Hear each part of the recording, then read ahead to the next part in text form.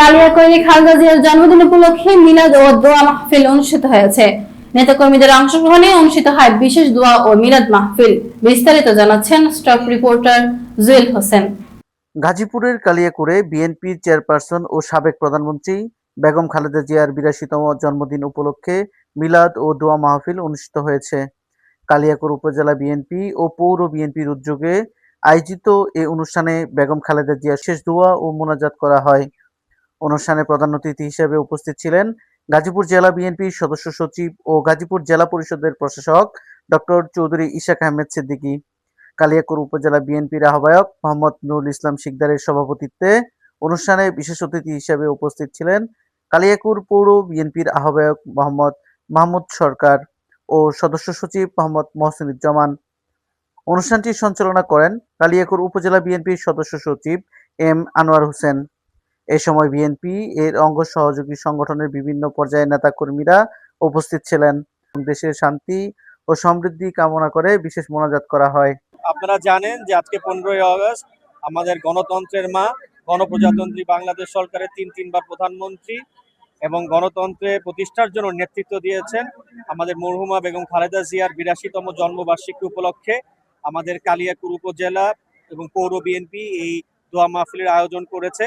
এবং আপনারা জানেন আমাদের দলীয় নির্দেশনা অনুযায়ী বাংলাদেশের সব উপজেলা, সব ইউনিয়নে এই দোয়া মাহফিল আয়োজন করা হয়েছে।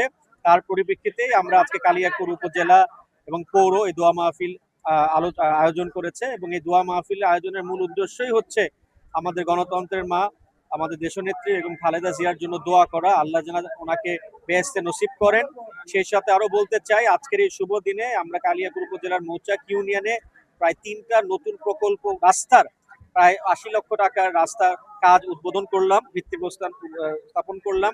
সেই সাথে পুরো মৌচাক ইউনিয়নে প্রায় ৪৫টা উন্নয়নমূলক কাজের টেন্ডার আমরা অলরেডি দিয়ে দিয়েছি এবং পুরা আমাদের গাজীপুর জেলায় প্রায় ১৪৫০ প্রজেক্ট আমরা অ্যাপ্রুভাল পেয়েছি।